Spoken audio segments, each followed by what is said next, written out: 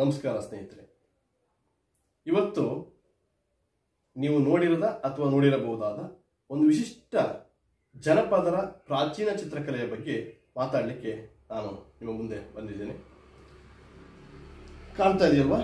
ಇದನ್ನ ಮಲೆನಾಡಿನಲ್ಲಿ ಹಸೆಗೋಡೆ ಚಿತ್ತಾರ ಅಂತೇಳಿ ಕರೀತಾರೆ. ಕೇಳಿರ್ಬೋದು ಮತ್ತು ನೋಡಿರ್ಬೋದು. ಹಸೆಗೋಡೆ ಚಿತ್ತಾರ ಇಲ್ಲಿ ನಿಮಗೆ ಕಾಣ್ತಿರೋ ಹಾಗೆ ಹಳದಿ ಬಣ್ಣ ಬಳಸಿದ್ದೇವೆ, ಬಿಳಿ ಬಣ್ಣ ಬಳಸಿದ್ದೇವೆ.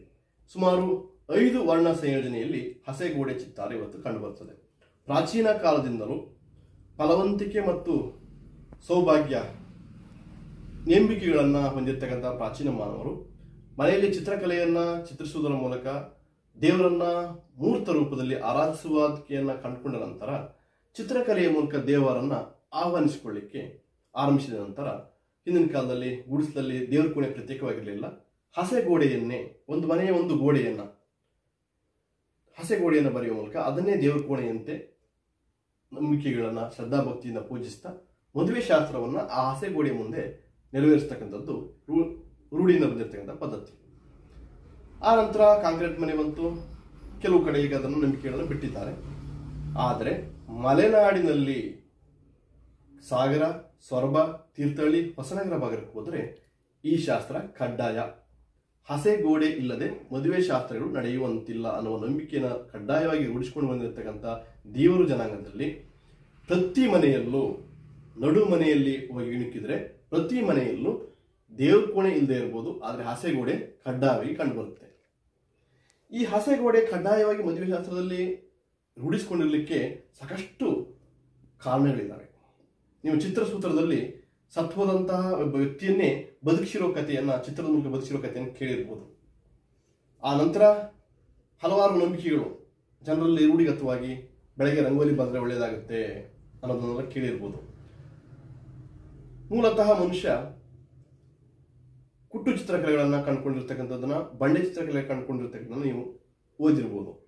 ಆ ನಂತರದ ದಿನಗಳಲ್ಲಿ ಚಿತ್ರಕಲೆ ವಿಕಾಸ ರೂಪವನ್ನು ಪಡೆಯುತ್ತಾ ಅಕ್ಷರಗಳು, ಲಿಪಿಗಳು, ಭಾಷೆಗಳು ಕಂಡುಕೊಳ್ಳೋಕ್ಕಿಂತ ಪೂರ್ವದಲ್ಲಿ ಮನುಷ್ಯ ಚಿತ್ರಕಲೆಯನ್ನು ಕಂಡುಕೊಂಡಾಗ ಆ ನಂತರ ವಿಕಸಿತವಾಗ್ತಾ ಆಗ್ತಾ ಆಗ್ತಾ ಮದುವೆ ಶಾಸ್ತ್ರಕ್ಕೆ ಹಸೆಗೋಡೆಯನ್ನು ಕೂಡ ಕಂಡುಕೊಂಡಿರ್ತಕ್ಕಂಥ ಕಂಡುಬರ್ತದೆ. ಭಾರತದ ಸಹ್ಯಾದ್ರಿ ಬೆಟ್ಟ ಸಾಲುಗಳಲ್ಲಿ ನೋಡ್ತಾ ಹೋದ್ರೆ ಮುಂಬೈನ ವಾರ್ಲಿ ಚಿತ್ರಕಲೆ ಆಗಿರ್ಬೋದು, ಮಂಡಲ ಚಿತ್ರಕಲೆ ಆಗಿರ್ಬೋದು, ಸೋರಾ ಚಿತ್ರಕಲೆ, ಮಧುಬನಿ, ಅದೇ ತರನೇ ಕರ್ನಾಟಕದಲ್ಲಿ ಮಲೆನಾಡಿನ ಭಾಗದಲ್ಲಿ ಹಸೆಗೋಡೆ ಚಿತ್ತಾರ. ಕೆಲವು ಕಡೆ ಹಸಗರ ಅನ್ನುವ ಚಿತ್ತಾರಗಳಿದ್ದಾವೆ, ಸೇಡಿ ಅನ್ನುವ ಚಿತ್ತಾರಗಳಿದ್ದಾವೆ, ಹಲಿ ಅಂತಕ್ಕಂಥ ಚಿತ್ತಾರಗಳಿದ್ದಾವೆ, ಸಾಸಿವೆ ಚಿತ್ತಾರ ಅನ್ನುವ ಚಿತ್ತಾರಗಳಿದ್ದಾವೆ. ಇನ್ನು ಕೆಲವು ಕಡೆ ಬೆಳದಿಂಗಳಪ್ಪನ ಪೂಜೆಗೆ ರಂಗೋಲಿನ ಬರೀತಾರೆ. ಇನ್ನು ಮದುವೆ ಶಾಸ್ತ್ರಗಳಿಗೆ ಅಲ್ಲದೇನೆ ಮನೆಯಲ್ಲಿ ಅಲಂಕಾರಕ್ಕೋಸ್ಕರ ಅಥವಾ ಹಬ್ಬ ಹುಣ್ಣಿಮೆಗಳಲ್ಲಿ ರಂಗೋಲಿ ಬರೆಯೋದನ್ನು ನೀವು ಕಂಡುಕೊಂಡಿದ್ದೀರಿ. ಆದರೆ ರಂಗೋಲಿ ಹಸೆಗೋಡೆಗೂ ವ್ಯತ್ಯಾಸ ಇದೆ. ಭೌತಿಕವಾಗಿ ಮತ್ತು ಲಕ್ಷಣಾಂಶಗಳಲ್ಲೂ ಕೂಡ ರಂಗೋಲಿಗೂ ಹಸೆಗೋಡೆ ಚಿತ್ತಾರಕ್ಕೂ ಬಹಳಷ್ಟು ವ್ಯತ್ಯಾಸಗಳಿದ್ದಾವೆ. ರಂಗೋಲಿ ಪೌಡರ್ನಿಂದ ಅಥವಾ ಪುಡಿಯಿಂದ, ಬಣ್ಣದ ಪುಡಿಯಿಂದ ಬಿಡಿಸ್ತಕ್ಕಂಥ, ಚುಕ್ಕಿಗಳಿಂದ ಬಿಡಿಸ್ತಕ್ಕಂಥ ಚಿತ್ತಾರ ಅಥವಾ ಪ್ರೀ ಹ್ಯಾಂಡೆಡ್ ಚಿತ್ತಾರಗಳು. ಆದರೆ ಹಸೆಗೋಡೆ ಚಿತ್ತಾರ ಪ್ಯೂರ್ಲಿ ಜೈವಿಕ ವಸ್ತುಗಳು ಅಥವಾ ನೈಸರ್ಗಿಕ ಪದಾರ್ಥಗಳಿಂದ ತಯಾರಿರ್ತಕ್ಕಂಥ ಬಣ್ಣದಿಂದ ಕಂಡುಕೊಂಡಿರ್ತ ತೈಲವರ್ಣ ಚಿತ್ರ. ಅಕ್ಕಿಯಿಂದ ಬಿಳಿ ಬಣ್ಣವನ್ನ, ಗುರಿಗೆಗಳಿಂದ ಹಳದಿ ಬಣ್ಣವನ್ನ, ಕಪ್ಪು ಕಾಡಿಗೆಯಿಂದ ಕಪ್ಪು ಬಣ್ಣವನ್ನ, ಮಣ್ಣಿನ ಕಲರ್ ಟೆರಕೋಟ ಅಂತ ಏನು ಕರಿತೀವಿ ನಾವು ಇವತ್ತು, ಮಣ್ಣಿನ ಕಲರ್ ಕೆಮ್ಮಣ್ಣುಗಳಿಂದ ಕೆಂಪು ಬಣ್ಣವನ್ನ, ಕೆಲವು ಕಾಡಿನ ಎಲೆಗಳಿಂದ ಹಸಿರು ಬಣ್ಣವನ್ನು ಕೂಡ ಬಳಸಿಕೊಂಡು ಹಸೆ ಚಿತ್ತಾರ ಬಿಡಿಸೋದನ್ನು ಕೂಡ ಅಲ್ಲಿ ಕಂಡುಬರುತ್ತೆ. ಇನ್ನು ಹಸೆ ಚಿತ್ತಾರದ ಲಕ್ಷಣಾಂಶಗಳ ಬಗ್ಗೆ ವಿಚಾರಿಸೋದಾದ್ರೆ, ನೀವು ಒಂದು ಚಿತ್ರಕಲೆ ಅಂದ್ರೆ ಒಂದು ಚಿತ್ರ, ಇಡೀ ಚಿತ್ರ ಇರ್ತದೆ. ಅಲ್ಲಿ 6 ಷಡಂಗಗಳಿರ್ತದೆ. ವರ್ಣಿಕ, ಭಂಗ, ಚಿತ್ರ ಸಾದೃಶ್ಯತೆ, ಬೇರೆ ಬೇರೆ ರೀತಿಯ ಲಕ್ಷಣಗಳಿರ್ತದೆ. ಹಸೆಗೋಡೆಯಲ್ಲೂ ಕೂಡ ಅದೇ ತರ ಸಾಕಷ್ಟು ಲಕ್ಷಣಾಂಶಗಳಿದ್ದಾವೆ. ಮುಖ್ಯವಾಗಿ ಪ್ರತಿಯೊಂದು ಎಳೆ ಅಥವಾ ರೇಖೆ ಅಂತ ಏನು ಕರಿತೀರಿ, ಎಳೆಗಳಿಗೂ ಹೆಸರುಗಳಿದ್ದಾವೆ. ಇಲ್ಲಿ ಕಂಡುಬರುವ ಕೊಚ್ಚುಗಳೇನು ಕಂಡು ಬರ್ತದೆ, ಈ ಎಳೆಗಳನ್ನ ಅಡ್ಡದಿಡ್ಡಿಯಾಗಿ ಕೊಚ್ಚಿದ್ದೀವಲ್ಲ, ಇದನ್ನು ನಾವು ನೀಲಿ ಕೊಚ್ಚು ಅಂತೀವಿ. ಇದು ಕೇವಲ ಎಳೆಯನ್ನು ಹೇಳಿದ್ರೆ ನೀಲಿ ಮತ್ತು ಬಾಸಿಂಗ ನೀಲಿ, ಇದು ಬಾಸಿಂಗ ನೀಲಿ ಅಂತ ಕರಿತೇವೆ.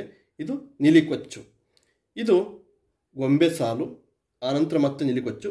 ಮಾದನಕೈ ಅಂದರೆ ಮಾದಪ್ಪ ಅಂದರೆ ಶಿವ ಅಂತ ಏನು ಕರಿತೀರಿ ನೀವು. ಮುಖ್ಯವಾಗಿ ಇಡೀ ಹಸೆಗೋಡೆಯಲ್ಲಿ ದೇವರ ಸ್ವರೂಪದಲ್ಲಿ ಇಲ್ಲಿ ಚಿತ್ರಿಸತಕ್ಕಂಥ ಶಿವ ಪಾರ್ವತಿ. ನೀವೆಲ್ಲ ಗೊತ್ತಿರೋ ಹಾಗೆ ಶಿವ ಪಾರ್ವತಿ ಅಂದರೆ ತ್ರಿಶೂಲ ಇರ್ತದೆ, ಅದೇನೋ ಚಂದ್ರ ಇರ್ತದೆ, ಹಾವು ಇರ್ತದೆ, ಎಲ್ಲ ಚಿತ್ರಿಸಿರೋದನ್ನು ಪುರಾಣಗಳಲ್ಲಿ ಕಂಡುಬರ್ತದೆ. ಆದರೆ ನಮ್ಮ ಜನಪದರು ದೇವರನ್ನ, ಶಿವನನ್ನು ಕಂಡುಕೊಂಡಿರ್ತಕ್ಕಂಥದ್ದು ಆದಿಮ ರೇಖಾ ಶೈಲಿಯಲ್ಲಿ ಈ ರೀತಿ ಚಿತ್ರಿಸ್ತಾರೆ. ಇದನ್ನೇ ಶಿವ ಪಾರ್ವತಿ ಬಂದು ದಂಡಿಗೆ ಅಂದರೆ ಪಲ್ಲಕ್ಕಿಯ ಮೇಲೆ ಬಂದು ತೇರಿನಲ್ಲಿ ಬಂದು, ಇಲ್ಲಿ ಉದಾಹರಣೆ ತೇರು ಚಿತ್ರ ಕಾಣಿಸ್ಬರುತ್ತೆ. ಈ ರೀತಿಯ ತೇರಿನಲ್ಲಿ ಬಂದು ಮದುಮಕ್ಕಳನ್ನು ಮನೆಯಲ್ಲಿ ಅವರು ಸುಖ ದಾಂಪತ್ಯವನ್ನು ನಡೆಸಲಿ, ಅವರ ಒಳ್ಳೆಯ ಫಲವಂತಿಕೆ, ಒಳ್ಳೆಯ ದಾಂಪತ್ಯ ಜೀವನ ಸುಖಮಯವಾಗಿರಲಿ ಅಂತ ಹಾರೈಸ್ತಾನೆ ಅನ್ನುವ ನಂಬಿಕೆಯನ್ನು ಸಿಂಬಾಲಿಕ್ ಆಗಿ ದೇವರ ಕೋಣೆಯಲ್ಲಿ ಚಿತ್ರಿಸ್ತಕ್ಕಂಥ ಅಥವಾ ಮನೆಯ ನಡುಕೋಣೆಯಲ್ಲಿ ಚಿತ್ರಿಸ್ತಕ್ಕಂಥ ಒಂದು ರೂಢಿ ಅಥವಾ ಸಂಪ್ರದಾಯವನ್ನು ಹಿಂದಿನಿಂದಲೂ ಪಾಲಿಸ್ಕೊಂಡು ಬಂದಿರೋದನ್ನು ಕಂಡು ಬರ್ತದೆ. ಇನ್ನೂ ಮುಖ್ಯವಾಗಿ ಈ ಚಿತ್ರದಲ್ಲಿ ಮದುವೆ ಶಾಸ್ತ್ರಕ್ಕೆ ಸಂಬಂಧಪಟ್ಟಂಥ ಹಲವಾರು ವಿಷಯಗಳು, ಫಲವಂತಿಕೆಗೆ ಸಂಬಂಧಪಟ್ಟಂಥ ಹಲವಾರು ವಿಷಯಗಳನ್ನು ತಾತ್ವಿಕವಾಗಿ ಅವರ ಜೀವನ ಅನುಭವದ ಆಧಾರದ ಮೇಲೆ ಅಳವಡಿಸಿರೋದನ್ನು ಕಂಡು ಬರ್ತದೆ. ಸಾಂಕೇತಿಕವಾಗಿ ಇಲ್ಲಿ ಕೋಳಿ ಚಿತ್ರವನ್ನು ಬರೆದಿದ್ದೇವೆ. ಈ ಕೋಳಿ ಹಿಂದಿನಿಂದಲೂ ಜನಪದರಲ್ಲಿ ಫಲವಂತಿಕೆಯ ಒಂದು ನಂಬಿಕೆಗಳು, ಹಾಗೆಯೇ ಕುಂಭ, ಮಾವಿನ ಕೊನೆ, ತೆಂಗಿನಕಾಯಿ, ಹಾಗೆಯೇ ಸೂರ್ಯಚಂದ್ರ. ನೀವು ಇತಿಹಾಸ ಕಾಲದಲ್ಲಿ ಶಾಸನಗಳಿಂದ ಹಿಡಿದು ನಮ್ಮ ಹಸೆಗೋಡೆಯಲ್ಲಿ ಕೂಡ ಸೂರ್ಯಚಂದ್ರರನ್ನು ಚಿತ್ರಿಸೋದನ್ನು ಕಾಣ್ತೇವೆ. ಸೂರ್ಯಚಂದ್ರ ಇರುವವರೆಗೂ ಶಾಶ್ವತವಾಗಿ ನಮ್ಮ ದಾಂಪತ್ಯ ಜೀವನ ಇರಲಿ ಅನ್ನುವ ನಂಬಿಕೆಯೊಂದಿಗೆ ಸಾಂಕೇತಿಕವಾಗಿ ಚಿತ್ರಿಸಿರ್ತಕ್ಕಂಥದ್ದು ನಮ್ಮ ಚಿತ್ತಾರಗಿತ್ತಿಯರು. ಚಿತ್ತಾರಗಿತ್ತಿ ಅಂದರೆ ಹೆಚ್ಚಾಗಿ ಹಸೆಗೋಡೆಯಿಂದ ಬರ್ತಕ್ಕಂಥವ್ರು ಮುತ್ತೈದೆಯರು ಅಥವಾ ಮಹಿಳೆಯರಾಗಿರ್ತಾ ಇದ್ರು. ಹಾಗಾಗಿ ಅವರನ್ನು ಚಿತ್ತಾರಗಿತ್ತಿಯರು ಅಂತ ಕರೀತಾ ಇದ್ರು. ಚಿತ್ತಾರಗಿತ್ತಿಯರು ತಮ್ಮ ದಿನನಿತ್ಯದ ಜೀವನದ ಜಂಜಾಟದ ಆಚೆಗೂ ಕೂಡ ತಮ್ಮ ಬಿಡುವಿನ ಅವಧಿಯಲ್ಲಿ ತಮ್ಮದ ಜೀವನಾನುಭವದಲ್ಲಿ ಕಂಡುಕೊಂಡಂತಹ ಹಲವು ವಿಷಯಗಳನ್ನು, ಹಲವು ದಾಂಪತ್ಯ ವಿಷಯಗಳನ್ನು ತಮ್ಮ ಹಾಸ್ಯ ಚಿತ್ತಾರದಲ್ಲಿ ಅಳವಡಿಸ್ತಾ ಹೋಗಿರೋದನ್ನು ಕಂಡು ಬರ್ತದೆ. ಇಲ್ಲಿ ಪೀಟಿ ಅಂತ ಕರಿತೇವೆ ನಾವು ಇದನ್ನು. ನಮ್ಮ ಜನಪದರು ಇದು ಪೀಟಿ ಅಂತ ಕರೀತಾರೆ. ನೀವು ಗದ್ದೆಗಳಲ್ಲಿ ನೋಡ್ಬೋದು, ಗದ್ದೆ ಫಲ ಬರ್ತಾ ಇರೋ ಸಂದರ್ಭದಲ್ಲಿ ಪೀಟಿಗಳು ಜಾಸ್ತಿ ಅಡ್ಡಾಡ್ತಿರ್ತದೆ. ಅಂದರೆ ಪೀಟಿಗಳ ಮೂಲಕನೇ ಇವತ್ತೇನು ವಿಜ್ಞಾನ ಬಯಾಲಜಿಯಲ್ಲಿ ಹೇಳ್ತೀವಿ ಸಂತಾನೋತ್ಪತ್ತಿ ಕ್ರಿಯೆ ಆರಂಭ ಆಗುತ್ತೆ ಅಂತ. ಅದನ್ನು ಸಿಂಬಾಲಿಕ್ ಆಗಿ ನಮ್ಮ ಹಸೆ ಚಿತ್ತಾರದಲ್ಲಿ ಕೂಡ ಅಳವಡಿಸಿದ್ದಾರೆ. ಹಾಗೆ ಸೀತಾಮುಡಿ, ಹಾಗೆ ಮಾದನಕೈ, ಹಾಗೆ ಸೂರ್ಯಚಂದ್ರ, ಹಾಗೆ ದಂಡಿಗೆ ಅಂತ ಕರಿತೀವಿ ನಮ್ಮ ಭಾಷೆಯಲ್ಲಿ.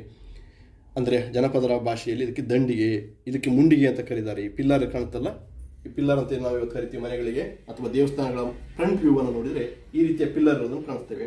ಹಸೆಗೋಡೆ ಚಿತ್ತಾರ ಕೂಡ ಅದೇ ಒಂದು ವಾಸ್ತುಶಿಲ್ಪವಾದ ಫ್ರಂಟ್ ವ್ಯೂ ಅನ್ನು ಅಳವಡಿಸ್ಕೊಂಡಿರೋದನ್ನು ಕಾಣ್ತೇವೆ. ಇದಕ್ಕೆ ಮುಂಡಿಗೆ ಅಂತೀವಿ, ಇದಕ್ಕೆ ದಂಡಿಗೆ ಅಂತೀವಿ, ಇದಕ್ಕೆ ಮಾದನಕೈ ಅಂತೀವಿ. ಹಾಗೆಯೇ ಓಲಗದವರು, ಹಾಗೆಯೇ ತೇರು ಚಿತ್ತಾರಕ್ಕೆ ಬಂದರೆ ತೇರಳಿಯವರು ಕಾಣಬರ್ತದೆ. ಹಾಗೆಯೇ ತೇರಿನ ಗಾಲಿಗಳು, ಹಾಗೆಯೇ ಇಲ್ಲೂ ಕೂಡ ನಮಗೆ ತೇರು ಚಿತ್ತಾರದಲ್ಲೂ ಕೂಡ ದಂಡಿಗೆ ಬರ್ತದೆ. ಹಾಗೆಯೇ ತೇರು ಚಿತ್ತಾರದ ಶಿಖರ ಭಾಗ ನೋಡಿ. ಹಿಂದಿನ ಕಾಲದಲ್ಲಿ, ಇವತ್ತೆಲ್ಲ ನಾವು ಸ್ಕೇಲು ಕೈವಾರ ಬಳಸ್ಕೊಂಡು ಮೆಜರ್ಮೆಂಟನ್ನು ಹಾಕ್ತೇವೆ. ಹಿಂದಿನ ಕಾಲದಲ್ಲಿ ದಾರವನ್ನು ಉಪಯೋಗಿಸ್ಕೊಂಡು ಅವ್ರದ್ದೇ ಆದ ಒಂದು ಅಂದಾಜಿನ ಮೂಲಕ ಈ ಡೈಸನ್ನು, ಈ ತೇರಿನ ಶಿಖರ ಭಾಗವನ್ನು ಚಿತ್ರಿಸ್ತಕ್ಕಂಥದ್ದು. ಹಿಂದೆ ಇಡೀ ಗೋಡೆಗೇನೆ ಹಸೆಗೋಡೆ ಚಿತ್ರವನ್ನು ವಾರಗಟ್ಟಲೆ 15 ದಿವಸದಿಂದ ಆರಂಭಿಸ್ತಾ ಇದ್ರು. ಒಂದು ಮದುವೆಗೆ ಹುಡುಗ ಹುಡುಗಿ ಗೊತ್ತಾದ ತಕ್ಷಣನೇ ಎಳೆಯನ್ನ ಆರಂಭಿಸುವ ಮೂಲಕ ಮದುವೆ ಗಟ್ಟಿ ಆಯಿತು ಅನ್ನೋದನ್ನ ಎಳೆಯ ಮೂಲಕ, ಸಂಬಂಧದ ಎಳೆಯ ಮೂಲಕ ಸೂಚಿಸ್ತಾ ಇದ್ರು. ಆ ಮೂಲಕನೇ ಹಸೆಗೋಡೆಯನ್ನು ಆರಂಭಿಸ್ತಾ ಇದ್ರು. ಕೊನೆಗೆ ದೇವರ ಕಾರ್ಯ ದಿವಸ ಈ ಅವನ್ನ ಆಹ್ವಾನಿಸುವ, ದೇವರನ್ನ ಪೂಜಿಸುವ, ಮದುವೆಗೆ ಒಂದು ಶುಭವನ್ನ ಬಯಸುವ, ಶುಭವನ್ನ ಕೋರುವ ಒಂದು ದೇವರ ಕಾರ್ಯವೊಂದೊಟ್ಟಿಗೆ ಶಿವ ಪಾರ್ವತಿಯನ್ನು ಆಹ್ವಾನಿಸುವ ಮೂಲಕ ಹಸೆಗೋಡೆಯನ್ನು ಕಂಪ್ಲೀಟ್ ಮಾಡ್ತಾ ಇದ್ರು. ಈ ರೀತಿ ಜನಪದರು ತಮ್ಮದೇ ಆದ ನಂಬಿಕೆಗಳ ಮೂಲಕ ಹಸೆಗೋಡೆಯನ್ನು ಕಡ್ಡಾಯವಾಗಿ ನಮ್ಮ ಶಿವಮೊಗ್ಗದ ಮಲೆನಾಡಿನ ಭಾಗದಲ್ಲಿ ಇವತ್ತಿಗೂ ಅದೇ ಶ್ರದ್ಧಾ ಭಕ್ತಿಯಿಂದ ಕಂಡುಬರೋದನ್ನು ಆಚರಿಸಿಕೊಂಡು ಬಂದಿರೋದನ್ನು ಕಾಣ್ತೇವೆ. ಇವತ್ತಿನ ಕೆಲವು ಕಲಾವಿದರು ಈ ಹಸೆಗೋಡೆ ಚಿತ್ತಾರದಲ್ಲಿ ಕೆಲವು ರಂಗೋಲಿಯ ಮೋಟಿಫ್ಗಳನ್ನು ಮಿಶ್ರಣ ಮಾಡಿರೋದನ್ನು ಕಾಣ್ತೇವೆ. ಆಧುನಿಕ ವರ್ಣ ಸಂಯೋಜನೆಯನ್ನು ಕೆಲವರು ಸ್ಕೆಚ್ ಪೆನ್ನಲ್ಲೆಲ್ಲ ಬರೆಯೋದು ಕಾಣ್ತೇವೆ. ಆದರೆ ಹಿಂದೆ ಕಾಲದಲ್ಲಿ ಪುಂಡಿನಾರಿಂದ ಅಥವಾ ಇವತ್ತಿನ ಬ್ರಷ್ಗಳಿಂದ ಕೂಡ ನಾವು ಅಕ್ರಿಲಿಕ್ ಬಣ್ಣವನ್ನು ಬಳಸಿ, ಆದರೆ ಯಾವ ಕಾರಣಕ್ಕೂ ಆಧುನಿಕ ಬೇರೆ ಬೇರೆ ವರ್ಣ ಸಂಯೋಜನೆಯನ್ನು ನಾವು ಇನ್ನೂ ಹಸೆಗೋಡೆಗೆ ಬಳಸಿಲ್ಲ. ಅದೇ ಸಂಪ್ರದಾಯದ 4-5 ರೀತಿಯ ವರ್ಣ ಸಂಯೋಜನೆಯನ್ನೇ ಹಸೆ ಚಿತ್ತಾರಕ್ಕೆ ಬಳಸ್ತಾ ಇದ್ದೀವಿ. ಇವತ್ತು ಮಧುಬನಿಗೆ ಅಥವಾ ವಾರ್ಲಿ ಅಥವಾ ಸೋರ ಅಥವಾ ಮಂಡಲ ಚಿತ್ರಕಲೆಯವರು ಆಧುನಿಕವಾಗಿ ಸಿಗ್ತಕ್ಕಂಥ ಎಲ್ಲ ಬಣ್ಣಗಳನ್ನು ಬಳಸ್ತಾ ಇದ್ದಾರೆ. ಹಸೆಗೋಡೆಯನ್ನು ನಮ್ಮ ಸಿದ್ದಾಪುರ, ಶಿವಮೊಗ್ಗದ ಸಾಗರ, ಸೊರಬ, ಹೊಸನಗರ, ತೀರ್ಥಹಳ್ಳಿ ಭಾಗದಲ್ಲಿ ಪ್ಯೂರ್ಲಿ ಸಾಂಪ್ರದಾಯಿಕವಾಗಿ ಏನು 4-5 ಬಣ್ಣ ಸಂಯೋಜನೆ ಇತ್ತು ಅದನ್ನೇ ಬಳಸ್ತಾ ಇದ್ದೇವೆ. ಕೆಲವು ಕಲಾವಿದರು ಅದರ ಆಚೆಗೆ ಚಲನಶೀಲತೆಗೋಸ್ಕರ ಬೇರೆ ಬೇರೆ ಪ್ರಯೋಗಗಳನ್ನು ಮಾಡ್ತಾ ಇರೋದನ್ನು ಕಂಡು ಬರ್ತಿದೆ. ಹಸೆಗೋಡೆಯನ್ನ ಇವತ್ತು ಸಂಪ್ರದಾಯದ ಆಚೆಗೆ ಕಾಂಪೌಂಡ್ಗಳಿಗೆ, ಹೋಟೆಲ್ಗಳಿಗೆ, ಮನೆಗಳ ಅಲಂಕಾರಕ್ಕೆ, ಇಂಟೀರಿಯರ್ ಡಿಸೈನ್ಗಳಿಗೆ ಬಳಸೋದನ್ನು ಕೂಡ ಕಂಡು ಬರ್ತದೆ. ಆದರೆ ಒಂದು ಸಾಂಪ್ರದಾಯಿಕ ಹಸೆಗೋಡೆ ಅಂದರೆ ಅದು 4-5 ಬಣ್ಣಗಳ, ಅಂದ್ರೆ ಏನು ಇವತ್ತು ಫಲವಂತಿಕೆ ಅಥವಾ ಸೌಭಾಗ್ಯದ ಬಣ್ಣ ಸಂಯೋಜನೆಗಳು ಇದಾವೆ. ಕೆಂಪು, ಹಳದಿ, ಕಪ್ಪು, ಬಿಳಿ, ಹಸಿರು ಬಣ್ಣಗಳನ್ನೇ ಮುತ್ತೈದೆ ಬಣ್ಣಗಳು ಅಥವಾ ಮುತ್ತೈದೆ ಶಾಸ್ತ್ರಕ್ಕೆಲ್ಲ ಬಳಸ್ತಕ್ಕಂಥ ಬಣ್ಣಗಳನ್ನೇ ಹಸೆಗೋಡೆಗೆ ಬಳಸ್ತಕ್ಕಂಥದ್ದು. ಹಸೆಗೋಡೆ ರಂಗೋಲಿ ಅಲ್ಲ, ಹಸೆಗೋಡೆ ವಾರ್ಲಿ ಅಲ್ಲ. ಭೌತಿಕವಾಗಿ ರೇಖಾವಿನ್ಯಾಸದಲ್ಲಿ ಅದೇ ರೀತಿ ಕಂಡು ಬರಬಹುದಾದ್ರೂ ಕೂಡ ತಾತ್ವಿಕವಾಗಿ, ಸಂಪ್ರದಾಯಬದ್ಧವಾಗಿ ಸಾಕಷ್ಟು ಅಂತಸತ್ವದಲ್ಲಿ ಬದಲಾವಣೆಗಳಿದೆ, ವಿಭಿನ್ನತೆ ಇದೆ. ಮುಖ್ಯವಾಗಿ ಸಂಕೀರ್ಣ ಸಂಯೋಜನೆ ಇದೆ. ಆದಿಮ ರೇಖಾ ಶೈಲಿಯ ಸಂಕೀರ್ಣ ಸಂಯೋಜನೆಯನ್ನು ಹಸೆ ಚಿತ್ತಾರದಲ್ಲಿ ಕಂಡುಬರಬಹುದು. ವಾರ್ಲಿ ಚಿತ್ತಾರಗಳು ಭೌತಿಕವಾಗಿ ಇದೇ ತರ ಕಂಡು ಬಂದರೂ ಕೂಡ ಇಷ್ಟೊಂದು ಸಂಕೀರ್ಣ ರೇಖಾ ಶೈಲಿ ಕಾಣೋದಿಲ್ಲ. ಹಲಿ ಚಿತ್ತಾರ, ಉತ್ತರ ಕನ್ನಡ ಜಿಲ್ಲೆಯ ಹಲಿ ಚಿತ್ತಾರ ಕಂಡುಬರುತ್ತದೆ. ಇದೇ ಪ್ಯಾಟರ್ನ್ ಅಲ್ಲಿ ನೋಡ್ಲಿಕ್ಕೆ ಒಂದೇ ನೋಟದಲ್ಲಿ ಇದೇ ತರ ಕಂಡ್ರೂ ಕೂಡ ಇಷ್ಟೊಂದು ಆದಿಮ ರೇಖಾಗಳ ವಿನ್ಯಾಸಗಳು ಇಷ್ಟೊಂದು ಸಂಕೀರ್ಣ ಶೈಲಿ ಕಂಡು ಬರೋದಿಲ್ಲ. ಅಥವಾ ಬೇರೆ ಬೇರೆ ರೀತಿಯ ಬೆಳದಿಂಗಳಪ್ಪನ ಪೂಜೆಗೆ ಬಳಸುವ ಚಿತ್ತಾರಗಳಾಗಿರ್ಬೋದು, ಹಸ್ಗರ ಅಥವಾ ಹಲಿ ಅಥವಾ ವಾರ್ಲಿ ಅಥವಾ ಬೇರೆ ಬೇರೆ ಆದಿಮ ರೇಖಾ ಶೈಲಿಯ ಬೇರೆ ಬೇರೆ ಜನಪದ ಚಿತ್ರಗಳಿದ್ದಾವೆ. ಆದರೆ ಸೊರಬ ಭಾಗದಲ್ಲಿ, ಸಾಗರ ಭಾಗದಲ್ಲಿ ಸಾಕಷ್ಟು ಸಂಕೀರ್ಣವಾದ ಅಪ್ಡೇಟ್ ಆದ ವಿನ್ಯಾಸಗಳ ಹಸೆಗೋಡೆ ಚಿತ್ತಾರವನ್ನ ದೀವರು ಸಮುದಾಯ ಕಡ್ಡಾಯವಾಗಿ ರೂಢಿಸ್ಕೊಂಡು ಬಂದಿರೋದನ್ನ ಕಾಣ್ತೇವೆ. ದೀವರಲ್ಲದೇನೆ ಶಿವಮೊಗ್ಗದಲ್ಲಿ ಬೇರೆ ಬೇರೆಯ ಸಮುದಾಯದ ಕೆಲವು ಕುಟುಂಬಗಳು ಒಂದು ರೂಢಿ ಸಂಪ್ರದಾಯವಾಗಿ ಬಳಸ್ಕೊಂಡು ಬಂದಿರೋದನ್ನು ಕೂಡ ಕಂಡು ಬರ್ತದೆ. ಹೀಗೆ ಜನಪದರು ಮದುವೆಗಳಿಗೆ, ಹಬ್ಬಗಳಿಗೆ, ಮುಖ್ಯವಾಗಿ ಭೂಮಿ ಹುಣ್ಣಿಮೆಗೆ ಬುಟ್ಟಿ ಚಿತ್ತಾರದಲ್ಲಿ ಬರೀತಾರೆ. ಹಾಗೇನೆ ಕಿಟಕಿ ಅಲಂಕಾರಕ್ಕೆ ಬಾಗಿಲು ಚಿತ್ತಾರಕ್ಕೆ, ಬಾಗಿಲಿನ ಅಲಂಕಾರಕ್ಕೆ ಬಾಗಿಲು ಚಿತ್ತಾರ, ಕಿಟಕಿ ಅಲಂಕಾರಕ್ಕೆ ಕಿಟಕಿ ಚಿತ್ತಾರ, ಪಳತ ಚಿತ್ತಾರ, ಹೀಗೆ ವಿಭಿನ್ನ ಮಾಧ್ಯಮಗಳಲ್ಲಿ ಚಿತ್ರಿಸುವ ಹಸೆ ಚಿತ್ತಾರಗಳು ಕೂಡ ಇದಾವೆ. ಇವತ್ತು ನಾವೆಲ್ಲ ಕ್ಯಾನ್ವಾಸ್ ಅಲ್ಲಿ ಬರಿತಾ ಇದ್ದೀವಿ. ಇದನ್ನು ನಾನು ಕ್ಯಾನ್ವಾಸ್ ಬೋರ್ಡ್ ಅಲ್ಲಿ ಬರೆದಿರ್ತಕ್ಕಂಥ ಆಕ್ರಿಲಿಕ್ ಬಣ್ಣವನ್ನು ಬಳಸಿ ಬರೆದಿರ್ತಕ್ಕಂಥ ಚಿತ್ತಾರ. ಹಾಗೆ ಬ್ಲಾಕ್ ಅಲ್ಲಿ ಒಂದು ಪ್ರಯತ್ನವನ್ನು ಮಾಡಿದ್ದೇನೆ, ಇತ್ತೀಚೆಗೆ ಮಾಡಿರೋ ಹೊಸ ಪ್ರಯತ್ನ. ಇದು ಬ್ಲಾಕ್ ವೃತ್ತಾಕಾರದ ಕ್ಯಾನ್ವಾಸ್ ಬೋರ್ಡ್ ಮೇಲೆ ಬರೆದಿರ್ತಕ್ಕಂಥ ಹಸೆ ಚಿತ್ತಾರ. ಸಾಂಪ್ರದಾಯಿಕವಾಗಿ ಚೌಕಾಕಾರ ಅಥವಾ ಆಯತಾಕಾರದಲ್ಲಿ ಮಾತ್ರ ಹಸೆ ಗೋಡೆ ಚಿತ್ತಾರವನ್ನು ಬರೀತಕ್ಕಂಥದ್ದು ಮದುವೆ ಶಾಸ್ತ್ರಗಳಿಗೆ. ನಾವು ಹಾಗೆ ಪ್ರಾಯೋಗಿಕವಾಗಿ ಚಲನಶೀಲತೆಗೋಸ್ಕರ ಒಂದು ವೃತ್ತಾಕಾರದ ಕಪ್ಪು ಬಣ್ಣದ ಕ್ಯಾನ್ವಾಸ್ ಮೇಲೆ ಬಿಳಿ ಬಣ್ಣದ ಹಸೆ ಚಿತ್ತಾರವನ್ನು ಕೂಡ ಬರೆದಿದ್ದೇವೆ. ಆದರೆ ಇದು ಸಾಂಪ್ರದಾಯಿಕವಾಗಿ ಮದುವೆಗೆ ಬಳಸೋದಿಲ್ಲ. ಈ ತರದನ್ನ ಸಾಂಪ್ರದಾಯಿಕವಾಗಿ ಕಡ್ಡಾಯವಾಗಿ ಮದುವೆ ಶಾಸ್ತ್ರಕ್ಕೆ ಬಳಸ್ತಕ್ಕಂಥದ್ದು ಈ ರೀತಿಯ ಹಸೆಗೋಡೆ ಚಿತ್ತಾರಗಳು ಚೌಕಾಕಾರ ಅಥವಾ ಆಯತಾಕಾರವಾಗಿರುತ್ತದೆ. ಇವತ್ತಿನ ಆಧುನಿಕ ವರ್ಣ ಸಂಯೋಜನೆಗಳು ಅಥವಾ ಆಧುನಿಕ ಮಾಧ್ಯಮಗಳಲ್ಲಿ ಹಸೆ ಗೋಡೆ ಚಿತ್ತಾರ ಕೂಡ ಚಲನಶೀಲತೆಯತ್ತ ಸಾಗ್ತಾ ಇದೆ. ಇವತ್ತು ದೇಶಾದ್ಯಂತ ಜನಪ್ರಿಯಗೊಳ್ತಾ ಇದೆ. ಈ ನಿಟ್ಟಿನಲ್ಲಿ ನಾವು ಕೂಡ ಸಾಕಷ್ಟು ಪ್ರಯತ್ನಗಳನ್ನ ನಮ್ಮ ಕರ್ನಾಟಕ ಹಸೆ ಚಿತ್ತಾರ ಪರಿಷತ್ ಮೂಲಕ ಸಾಕಷ್ಟು ಪ್ರಯತ್ನವನ್ನು ಮಾಡ್ತಾ ಇದ್ದೇವೆ. ಇತ್ತೀಚೆಗೆ G20 ಶೃಂಗಸಭೆಯಲ್ಲಿ ಕೂಡ ನಮ್ಮ ಹಸೆಗೋಡೆ ಚಿತ್ತಾರವಾದ ಪ್ರದರ್ಶನವನ್ನ ನಾವು ಮಾಡಿದ್ವಿ. ಸಾಕಷ್ಟು 158 ದೇಶಗಳಿಗೆ ಹಸೆ ಚಿತ್ತಾರ ಪ್ರದರ್ಶನ ಮಾಡುವ ಮೂಲಕ ಅವರೆಲ್ಲ ತುಂಬಾ ಸಾಕಷ್ಟು ಆಕರ್ಷಕ ಆಶ್ಚರ್ಯವನ್ನ ವ್ಯಕ್ತಪಡಿಸಿರೋದನ್ನ ಕಂಡಿದ್ದೇವೆ. ಹಾಗಾಗಿ ಇಂಥ ಒಂದು ಅನನ್ಯವಾದ ಹಸೆಗೋಡೆ ಚಿತ್ತಾರವನ್ನ ನಾವು ಉಳಿಸಿಕೊಳ್ಬೇಕಾದ, ಬೆಳೆಸಬೇಕಾದ ಅವಶ್ಯಕತೆ ಇದೆ. ನಮ್ಮ ಜನಪದರ, ನಮ್ದು ಯಾವುದು ಜ್ಞಾನ ಅಲ್ಲ ಇದು, ಜನಪದರ ಪೂರ್ವ ಜ್ಞಾನ ಇದು. ನಮ್ಮ ಹಿಂದಿನ ಜನಪದರ ಜ್ಞಾನ ಸಂಪತ್ತನ್ನ ನಾವು ಮುಂದುವರಿಸಿಕೊಂಡು ಇನ್ನಷ್ಟು ಹೊಸ ಹೊಸ ಪ್ರಯತ್ನಗಳನ್ನು ಮಾಡಬೇಕಾಗಿದೆ. ಇದರಲ್ಲಿ ಇವತ್ತಿನ ಆಧುನಿಕ ವರ್ಣ ಸಂಯೋಜನೆಯನ್ನು ಬಳಸಿ ಮಾಡ್ತಕ್ಕಂಥದ್ರ ಜೊತೆಗೆ ಸಂಪ್ರದಾಯವನ್ನು ಉಳಿಸಬೇಕಾಗಿರೋದ್ರಿಂದ ನಾವು ಸಾಂಪ್ರದಾಯಿಕ ಬಣ್ಣಗಳನ್ನು ಅಷ್ಟೇನೆ ಹೆಚ್ಚು ರೆಕಮೆಂಡ್ ಮಾಡ್ತೇವೆ.